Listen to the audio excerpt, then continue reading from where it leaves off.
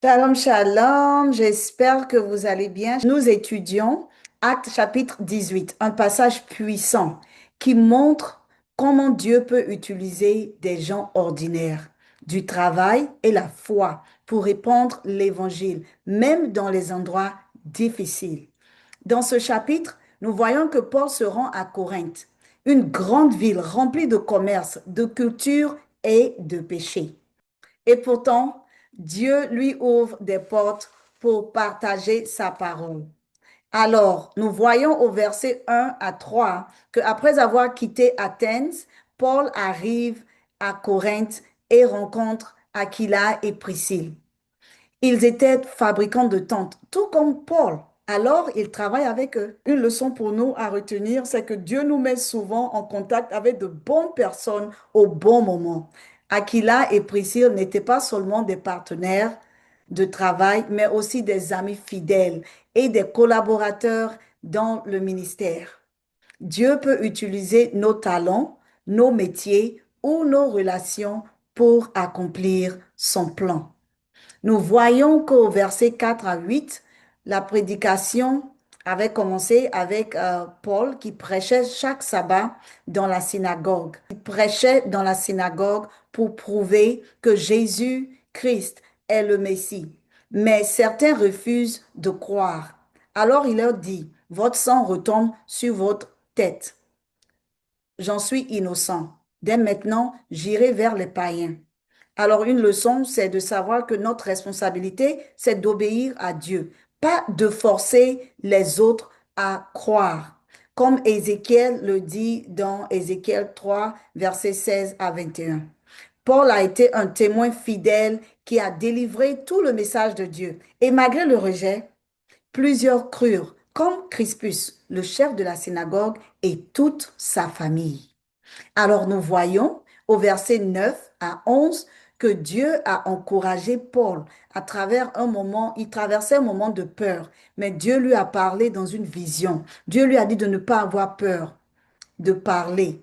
Et il a dit, je suis avec toi, avec lui. Nous voyons cela dans Acte 18, verset 9 à 10. Une leçon pour nous, les chrétiens, les enfants de Dieu, à retenir. Quand tu te sens découragé, souviens-toi que Dieu est avec toi. La Bible déclare qu'il marche avec nous, même dans la vallée de l'ombre de la mort, il est avec nous. Il t'appelle à continuer, même quand c'est difficile. Paul est resté 1 an et 6 mois à Corinthe à enseigner fidèlement la parole de Dieu. Nous voyons aussi au verset 12 à 17 qu'il y a eu des oppositions. Vous-même, vous savez, comme d'habitude, les Juifs ont commencé à accuser Paul devant Galion, le gouverneur romain. Mais Galion refuse de s'en mêler parce que Dieu a commencé même à protéger Paul comme il avait promis. Une leçon pour nous. Dieu tient toujours ses promesses, même quand les gens complotent contre nous. Il veille sur nous.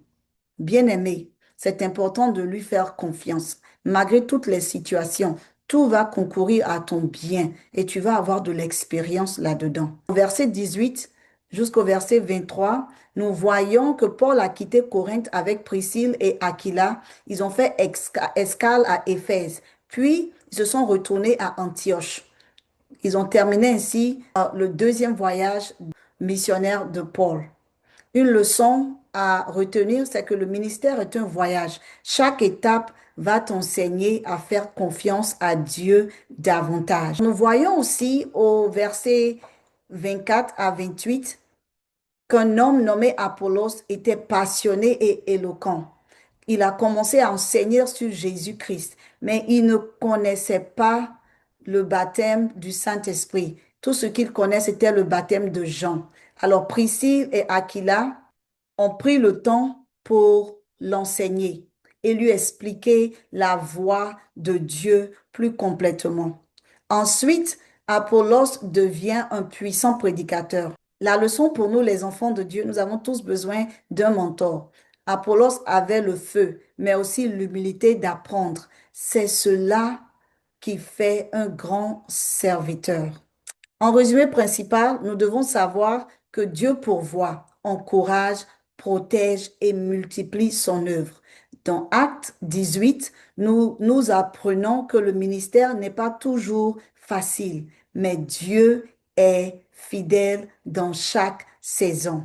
Je prie que là où tu es, dans la saison dans laquelle tu es, tu continues de t'accrocher à Jésus. Même quand les gens ne t'écoutent pas, tu continues à faire ce qui est droit devant le Seigneur, afin que le Seigneur continue de veiller sur toi, de te guider au nom de Jésus. Merci encore et on se retrouve demain pour le jour 19. Sois